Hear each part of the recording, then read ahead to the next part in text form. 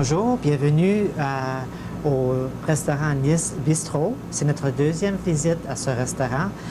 Et au nom de Bernard et Manon, qui sont les propriétaires, je vous souhaite la bienvenue. Aujourd'hui, nous allons vous présenter un programme de recettes, des recettes qui sont bien simples et qui sont faciles à préparer. Pour faire une revue de l'autre programme que j'ai fait, c'est la première visite, Bernard nous avait préparé un lapin à la mode de Bernard, une ratatouille niçoise et aussi Manon nous avait préparé une crème au caramel. À la demande de plusieurs spectateurs, c'est pour cette raison que je reviens faire une deuxième visite au restaurant Nice Bistro parce que les gens ont dit, bien, c'est vraiment relaxant de regarder un programme à la télévision quand c'est une recette. Et puis, c'est tellement naturel. Et je pense que Bernard aussi a le tour de bien présenter ça.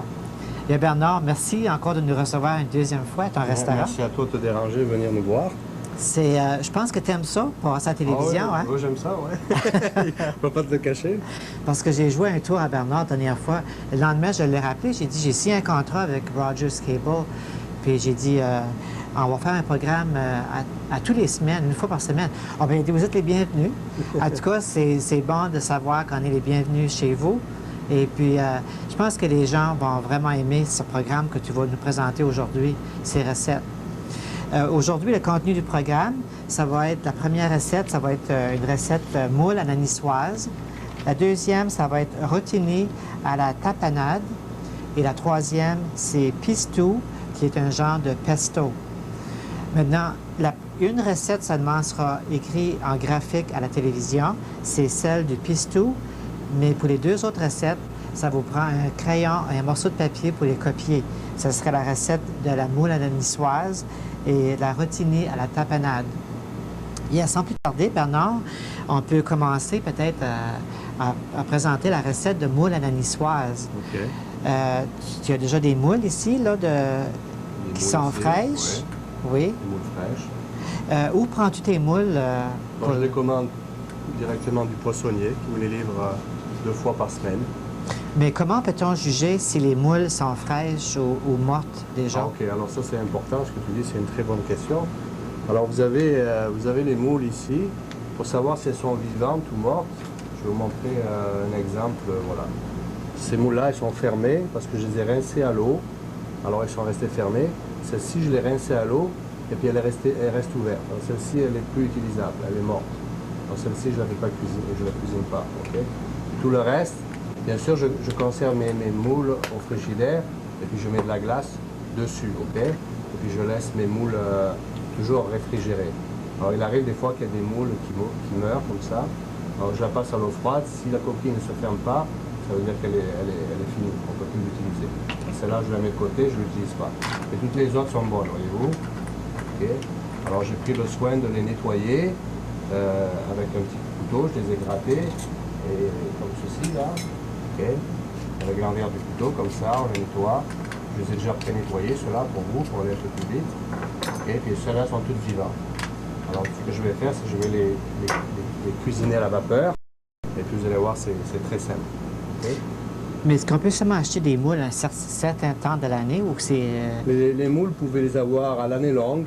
Elles sont cultivées.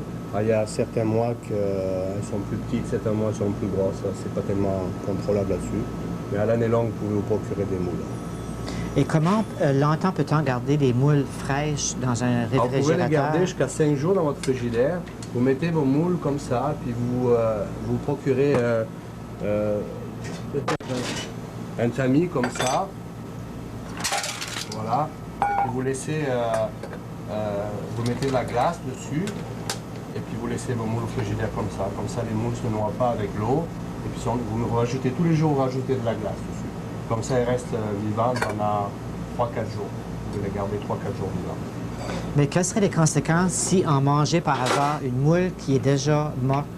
Est-ce que c'est dangereux? Ça pourrait être dangereux, mais c'est pas arrivé très souvent.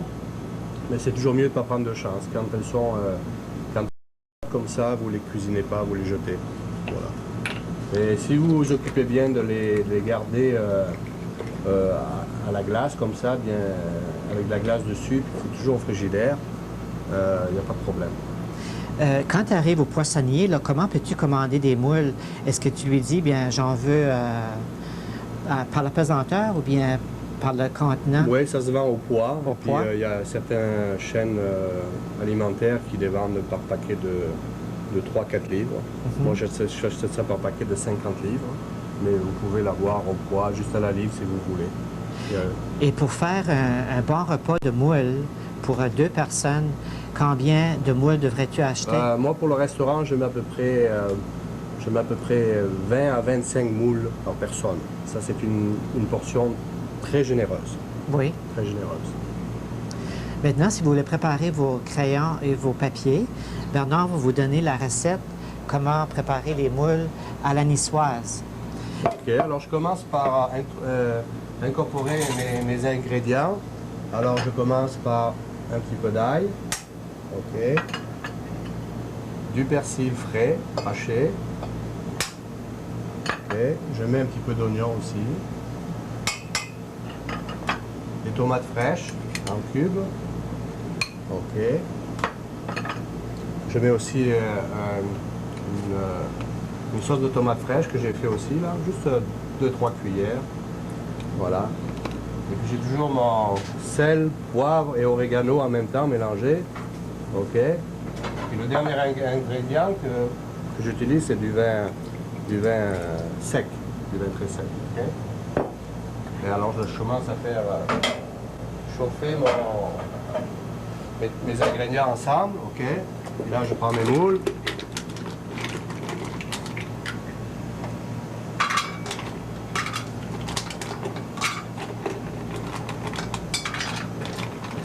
Là, vous allez voir que ça va devenir beaucoup plus volumineux. Et voilà. Puis je l'ai fait cuire pendant à peu près 5 bonnes minutes et puis vous allez voir que ça va très très vite. Maintenant, j'ai remarqué que ton ail avait une couleur jaune, jaunâtre. Est-ce que c'est de l'ail différent? Non, c'est de l'ail normal. Je la conserve dans l'huile d'olive. Et puis, elle prend un peu cette couleur-là. Ah oui?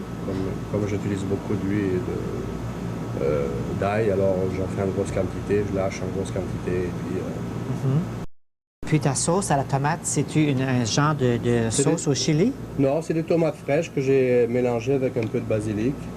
Et puis que j'ai passé doucement au blender, mais pas trop fort au blender pour pas trop la rendre en purée. On voit encore les ingrédients dedans. Juste une tomate fraîche. Juste une tomate fraîche. Ouais.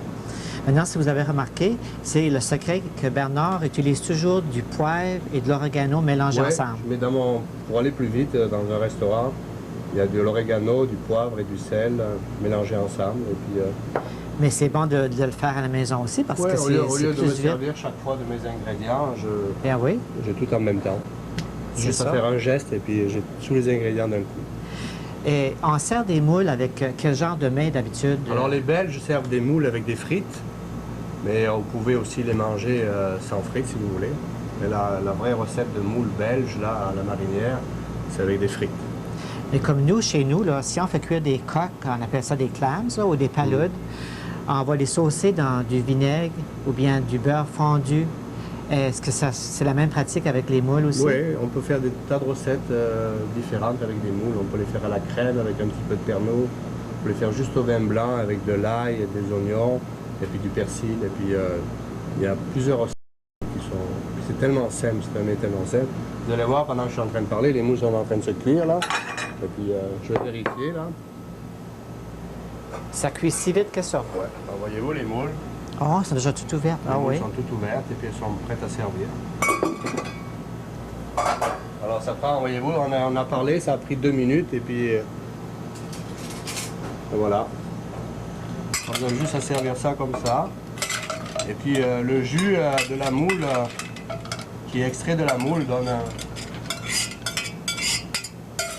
Et puis comme garniture, vous pouvez mettre un petit peu de persil dedans. Et puis, pour ajouter de la couleur. Pour ajouter de la couleur. C'est beau. Ça a l'air vraiment délicieux, voilà. Tu veux goûter, regarde.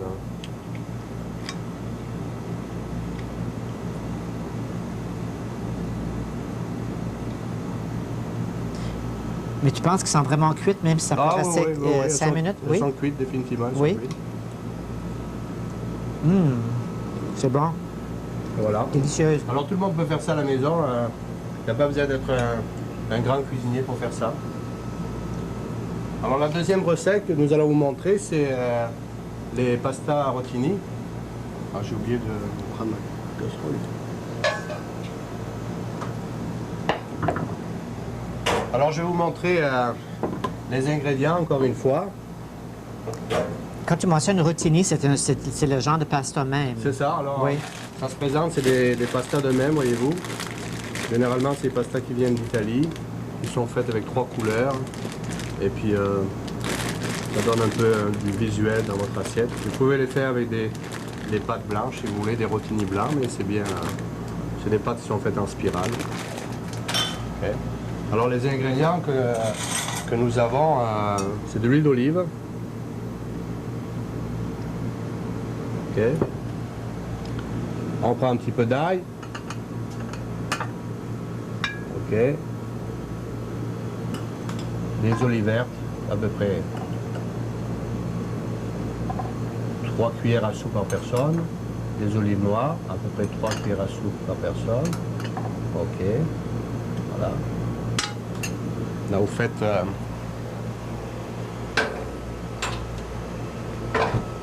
voilà.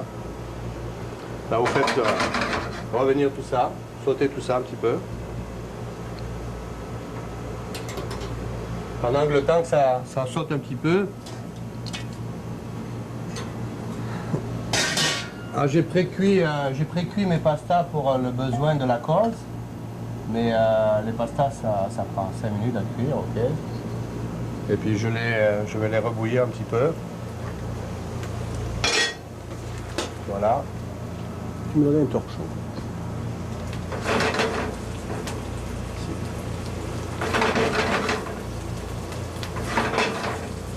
Donc voyez-vous mes pastas qui sont en train d'extraire le parfum des olives noires, des olives vertes. Et là-dedans je mets un petit peu de mon pesto. Ça je ne pourrais pas vous faire la recette aujourd'hui, mais moi je l'appelle le pistou, les Italiens appellent ça le pesto. Oui, Bernard, on va présenter la recette aujourd'hui, du pesto. Je ne pourrais pas vous la produire aujourd'hui, mais je vais vous expliquer comment elle est faite. Oui. Alors, je mets un petit peu de pesto, et puis je mets un petit peu de persil, et puis toujours mon sel, poivre, oregano. Voilà. Je retourne au poêle pour faire sauter tout ça. Et là, mes pâtes sont prêtes maintenant. Je vais prendre un petit peu d'eau de mes pâtes, juste pour déglacer un petit peu mes pâtes. Vous voyez, pour faire un petit peu de jus. Voilà.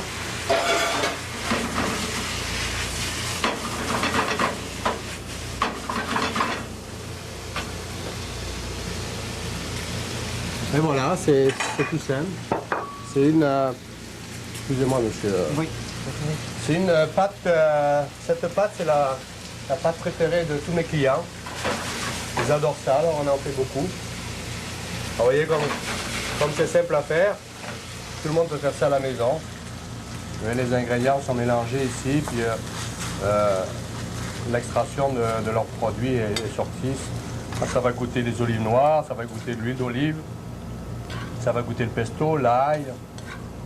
Les olives vertes aussi. Les olives vertes aussi, oui. Et voilà.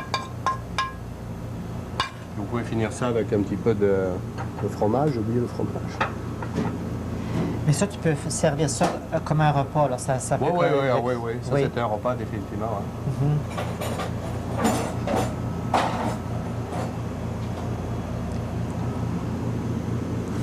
Alors, je mets un peu de persil dessus.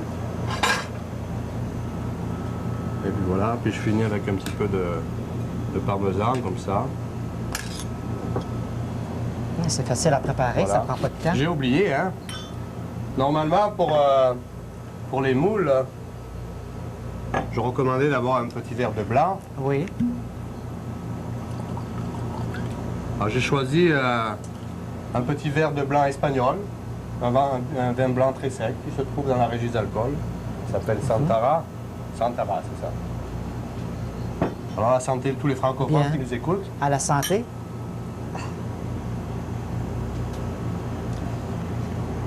C'est bon. Bon vin, sec. Si vous remarquez aujourd'hui, je suis vraiment l'invité de Bernard parce que j'ai pas besoin de tablier, j'ai pas besoin de travailler. La dernière fois, il m'avait fait couper des épices. Aujourd'hui, on t'a donné congé. On a dit on lui donne congé. Aujourd'hui, on va donner une chance. Aujourd'hui, je me sens vraiment comme en vacances. Ça fait Fait que là, on va continuer avec le rotini. Rotini, ça s'est servi à quelle occasion d'habitude? N'importe quelle occasion? Oui, n'importe quelle occasion. Oui? Ouais. Mais est-ce que tu peux servir ça avec de la viande ou du poulet? Si tu veux servir ça avec du poulet, tu peux mettre avec du poulet si tu veux, il n'y a pas de problème. Ou n'importe quelle viande. Ou avec un bœuf en daube. Est-ce que c'est important de choisir des bonnes nouilles pour Oui, c'est important des fois de mettre un peu plus le prix puis d'acheter des moules, des nouilles qui sont italiennes. J'ai rien en particulier pour les Italiens, malgré mes origines elles sont italiennes. Mais ils ont quand même une certaine, quand vous les cuisez, ils ont une certaine consistance que les autres moules qui sont fabriqués ailleurs n'ont pas d'autre consistance aussi ferme que ça. Alors je recommande de prendre des pastas qui sont fabriquées en Italie parce qu'elles sont des fois juste un petit peu plus chères. 50 cents plus cher, mais ça vaut le coup. Mais Bernard, peut-être si tu lui donnais la recette comment préparer la pasta parce que c'est vraiment facile ça aussi, puis ça prend pas de temps. Les gens vont dire, faire cuire du spaghetti ou du rotini pour faire cuire la pasta peut-être 10 minutes, 12 minutes. Mais c'est faux, hein? Ça prend, normalement, les pastas, ça prend... Ok, vous mettez un petit peu de sel dans votre eau, et puis un petit peu d'huile pour pas qu'elles collent ensemble. Et puis généralement 5-6 minutes à l'eau bouillante. Et puis vous le voyez, il faut que votre pasta ne soit pas trop molle. Quand elle est trop molle, c'est pas intéressant parce que comme j'ai fait tantôt, je l'ai fait revenir aussi avec ma sauce. Alors elle cuit encore. Alors, il faut qu'elle soit un petit peu croquante dans la bouche, on appelle ça la dente. Alors essayez de faire cuire vos pastas, apprenez à manger vos pastas pas trop cuites. Un petit peu croquante. Et ça, la pasta, est-ce que ça peut vraiment remplacer la viande? Parce oui, définitivement. De protéines et puis de... Définitivement, il y a des gens qui se nourrissent juste au pasta, même des grands sportifs se nourrissent juste au pasta parce que vraiment il y a beaucoup de protéines dedans. Maintenant, tu nous as préparé aussi du pesto. Tu as utilisé du pesto dedans ta pasta? J'ai utilisé ce produit par ici on appelle le pesto. Moi, chez nous, on appelle ça le pistou. Alors, j'ai fait ça avec des noix de Grenoble. La recette va sûrement être à l'écran à un moment donné. J'ai fait ça avec des noix de Grenoble et puis il y a de l'ail haché dedans. Et puis il y a de l'huile d'olive et puis du basilic frais. Ça, c'est important. Et puis ce produit, ce qu'il y a de bien, c'est que vous pouvez le garder si vous voulez 1 an au frigidaire, il n'y a aucun problème. C'est conservé dans l'huile. Il y a beaucoup de gens qui font le pesto qui mettent du fromage dedans. Moi, je ne mets aucun fromage dedans. C'est une denrée laitière et qui pourrait peut-être abîmer le goût. Alors je ne mets aucun fromage, je le mets après sur mes pastas, les fromages. Alors ça, vous pouvez mettre ça dans la soupe, vous pouvez mettre dans les pastas, dans les sauces aux tomates, vous pouvez mettre ça, comme on dit, vous pouvez mettre ça à toutes les sauces. Alors c'est un ingrédient principal dans la cuisine italienne et dans la cuisine de Nice aussi, ils utilisent beaucoup le pesto. Mais l'ingrédient principal dedans, parce que c'est vert... C'est le basilic. C'est le basilic qui lui donne la couleur verte. Alors, dedans. généralement, les gens attendent l'été pour le faire, parce que le basilic est moins cher durant l'été. Et puis, on achète des gros bacs de basilic, et puis on lave ça à l'eau froide, et puis on enlève les feuilles, et puis après, les feuilles, on les hache finement. Mais dans ta recette, là, tu mentionnes 150 grammes de noix de Grenoble. Oui, je vais vous montrer. Je vais chercher une noix de Grenoble, je vais vous montrer ce que c'est. Ça, est-ce qu'on la jette déjà hachée? Non, pas y aller trop loin. Bon, merde. Avec ton fil, c'est correct. J'ai oublié que j'avais le... Pardon, il est rendu la beau frigidaire avec son fil. Il est chanceux que ça va loin assez. Heureusement qu'on a un long fil, hein, parce que... T'avais oublié. Ça, c'est la faute de Manon. Là. Manon n'est pas resté autour pour j'ai oublié. nous aider. Je ne suis pas habitué de travailler avec un fil. Hein. OK. Alors voilà, ça c'est les noix de Grenoble. C'est ça l'ingrédient. Il y a beaucoup de gens qui font avec autre chose, qui le font avec des pines. Des peanuts, comment on appelle ça en français? Des arachides? Non, des pines. Non. Des pines. L'épine, j'ai perdu Ah. mon français. Mais moi je le fais avec ça, parce que c'est un ingrédient qui ne coûte pas trop cher, et puis que vous pouvez trouver dans tous les magasins aussi qui vendent des produits pour les pâtisseries.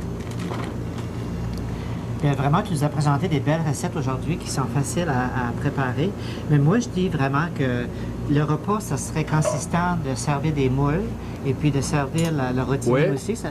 Les moules, ça peut se servir comme hors d'œuvre, si vous voulez, Oui. pour commencer. Et puis après, vous pouvez servir le pasta. Vous avez vu, ça m'a pris 2 minutes à le faire. Même si ça vous prendrait 5 minutes à vous, c'est pas des repas qui sont chers à faire et puis qui sont longs à faire aussi. Et qu'est-ce que tu pourrais suggérer comme préparation, comme un dessert à présenter avec ça? Pour que ça s'agencerait avec- L'été, moi, je vous recommanderais à faire une bonne salade de fruits. Les fruits sont pas chers et puis c'est agréable et puis c'est rafraîchissant aussi. Ta santé, hein? À la santé. Pour en revenir aux moules, est-ce qu'on peut acheter différentes sortes de moules? Parce que quand je suis allé en Espagne, c'était des moules qui étaient couleur orange. C'était pas la même couleur. Ici au Canada, nous avons les moules cultivées et puis nous avons les moules sauvages. Donc les moules sauvages, la différence, sont plus grosses et puis quand on les mange, elles ont un petit goût de sable dedans. Après les moules des autres pays, je sais que je suis allé quand j'étais jeune en Sardaigne et puis il y avait des moules gigantesques, j'ai jamais vu probablement en Espagne, ça doit être les mêmes. Je parle de ça il y a quand même plusieurs années, il y a une vingtaine d'années. C'était des moules gigantesques comme ça. Puis, il existe aussi des moules qui viennent de Nouvelle-Zélande, qui sont vertes, qui sont extrêmement chères, que je n'achète jamais moi personnellement. Alors, cela, ça vous coûte, quand vous achetez ça au magasin, ça vous coûte 1,79 $ la livre, qui est rien. Regardez, avec une livre, vous êtes capable de faire une assiette comme ça. Mais là, tu considères qu'il y a déjà une livre de À peu d'à peu près, près 25 moules, il y a À peu déjà près, une oui. livre. À peu près, oui. Oui. Mhm. Puis, même, je pense que servir des moules avec seulement du pain, puis saucer le pain après ça de la sauce, C'est ça. qui est le, Ouais, vous pouvez. le jus. Les gens adorent, ils nous demandent toujours au restaurant, donnez-moi une cuillère pour que je puisse boire le jus. Le jus, Parce que oui. c'est un jus qui est extrait de ces moules et puis qui goûte le poisson. Mais est-ce que tu peux préparer d'autres sortes de mets avec des moules comme une soupe, Oui. une soupe à On la peut, moule? on peut enlever les moules comme ça, les enlever comme ça, et puis faire une salade aussi. Une salade avec oui. des mêmes pastas comme ça, Oui. et puis une petite vinaigrette. Vous pouvez les manger froides aussi, les moules, si vous voulez. Vous pouvez les manger gratinées aussi, vous pouvez les mettre au four et puis les manger gratinées aussi. Mhm. Il y a des tas de recettes qu'on peut faire les moules. On peut manger avec de la crème aussi, avec de la crème à 35%, avec un petit peu de pernod. C'est très très bon aussi. Et si tu m'invites une autre fois, on va en refaire des moules. Ben, oui, parce que là, je découvre là, qu'il y a il y a plusieurs recettes que tu peux faire avec. C'est vraiment intéressant. Est-ce que les gens, en moyenne, vont commander des moules durant l'hiver? Oui, par beaucoup. exemple? C'était vraiment au restaurant, pour nous, ça a été une découverte. Justement, parce que les gens, ils ne les font pas à la maison. Pourtant, c'est tellement simple pour nous. On adore ça vendre des moules parce que ça va tellement vite. Et puis, c'est un produit qui est frais. Et puis, de plus en plus, on en commande à la maison. Et puis, pour le restaurant aussi. Parce que chez nous, les moules, on peut seulement les manger au printemps, à la fente des neiges. Parce que là, l'eau est très froide. Pour ça, ils sont vraiment fraîches. Mais durant l'été, à cause de la chaleur et puis un peu de pollution aussi, on ne peut pas les manger. C'est la même chose avec Non, les moules, toutes sortes de coquillages. actuellement, en tout cas en Ontario, on peut les trouver à longueur d'année. Elles viennent tous de l'île du Prince-Édouard. En tout cas, ceux que je commande viennent de l'île du Prince-Édouard. Il y a probablement d'autres provenances, mais ceux-là viennent de l'île du Prince-Édouard. Et puis, Mais quand tu mentionnes qu'ils sont cultivés, est-ce qu'ils sont cultivés dans l'eau salée? oui, ils sont Oui. cultivés dans la baie chez eux, là-bas. Et puis, ils vont les retirer avec des... je ne sais pas exactement la technique qu'ils emploient, mais je sais qu'ils les retirent. Maintenant, tu as mentionné ici, durant ta recette, là, en préparant la recette de rotini, tu as utilisé différentes sortes d'olives. Une olive qui est brune. Oui, j'utilise, je m'excuse, j'aurais dû t'en parler. J'utilise des olives du Maroc, que je considère qui sont les meilleures actuellement. Fait que quand tu achètes ces olives-là, est-ce qu'ils ont déjà le... Oui, elles ont le noyau, Un tout. noyau Alors dedans. j'enlève le noyau, puis je les hache grossièrement. Ceux-là aussi, j'enlève les noyaux, puis je les hache grossièrement. Ça, c'est les vertes, c'est les olives qui n'ont pas de rouge dedans. Là. Non, c'est pas des olives farcies, c'est des olives avec le noyau. Que Avec le noyau. Préalablement, j'enlève le noyau, puis je les hache tranquillement. Et je remarque aussi quand tu fais à manger avec des tomates que tu utilises beaucoup de persil. Oui, ben chez nous, en Provence et sur la Côte d'Azur, on utilise beaucoup le persil et l'ail. C'est les principaux ingrédients qui sont utilisés dans la cuisine, dans la gastronomie là-bas. Ça donne beaucoup de goût aux aliments. C'est comme ce produit, le pesto, ça donne énormément de goût aux aliments. Quand vous connaissez ce produit-là et que vous l'utilisez dans votre alimentation, à moins que les gens soient allergiques, il y a des gens qui sont allergiques aux noix de Grenoble, alors là, c'est recommandé de ne pas le toucher. Mais quelle importance que l'huile d'olive a avec la recette là, pour le pesto? C'est parce que c'est une recette qui vient du sud, de l'Europe, près de la Méditerranée, et puis ces ingrédients sont faits avec de l'huile d'olive. Alors, on ne verrait pas cet ingrédient fait avec autre chose que de l'huile d'olive. Parce que j'ai déjà essayé de conserver de l'ail des bois avec de l'huile d'olive, mais ça ne se conserve pas. Mais j'ai essayé d'autres sortes d'huile, puis ça se conserve. La deuxième huile que je recommande, sur tous les points de vue, c'est l'huile canola. Canola? Oui, ça c'est la deuxième huile que je recommande. Mais nous, en cuisine, principalement ici, pour les salades, on utilise l'huile d'olive et pour la cuisson des aliments, on utilise l'huile canola parce que c'est l'huile qui a le moins de cholestérol de toutes les huiles. Mais quand même, tantôt, tu mentionnais que ça peut se conserver pendant 1 an. Ça veut dire quand même que... Au frigidaire. Donc, oui. Ça veut dire que l'huile d'olive se conserve bien. Oui. C'est peut-être à cause des sortes d'épices que tu mets dedans aussi, là, à cause du basilic. L'ail aussi. Puis l'ail, oui. Ouais. Non, si tu le conserves au frigidaire, dans l'huile d'olive, il n'y a aucun problème. Pendant 1 an, tu vas voir ça, il n'y a aucun problème. Bien, chers auditeurs, j'espère que ce programme-ci a su vous plaire. Puis Bernard, est-ce que tu aurais d'autres secrets à nous dire en terminant le programme? J'aurais bien d'autres choses, mais ça ne me vient pas à l'idée de suite. Mais peut-être à une autre occasion, on aura la chance de vous donner des petites recettes simples puis, qui sont applicables pour tout le monde. Comme je l'ai mentionné tantôt, les recettes ne sont pas écrites à la télévision. Bernard s'est porté volontaire de vous donner les recettes si vous voulez venir les chercher ici au restaurant. Ça va faire plaisir ou bien de vous donner même ça. Téléphoner. Vous aurez un numéro à l'écran qui va passer. Et puis, vous êtes toujours les bienvenus au Nice Bistro. Ça, merci beaucoup de m'avoir invité, de nous avoir invités. Et puis, en terminant, je remercie mon technicien, Daniel Atherley, qui a bien voulu venir filmer ce programme, qui fait un bon travail, parce qu'il fait beaucoup chaud dans la cuisine. Pour lui, c'est encore pire parce qu'il est dessous les lumières. C'est pas beaucoup intéressant. Mais je pense qu'il a aimé l'expérience parce que de voir tout ça, là, la belle nourriture ici sur la table. Je remercie aussi Manon qui nous a aidé beaucoup à préparer les mets ici, à préparer tous les articles pour la cuisson. Et puis, je me sens chez nous, chez vous, merci beaucoup. Bernard. Toujours plaisir de venir à ton restaurant. Les auditeurs francophones. OK, à votre santé. Et puis, passez un bel été. OK. Et puis, on vous revient avec un autre programme, peut-être à l'automne, peut-être des recettes pour l'automne ou bien peut-être des recettes pour Noël. On va trouver quelque chose il y a tellement de choses à faire. Oui, quelque chose d'original puis quelque chose de facile à préparer. OK. Merci Bernard. Merci à toi. Et puis, à vous tous, je vous souhaite une bonne semaine et merci d'être à l'écoute. Et encore bon été. Merci beaucoup. Bonjour.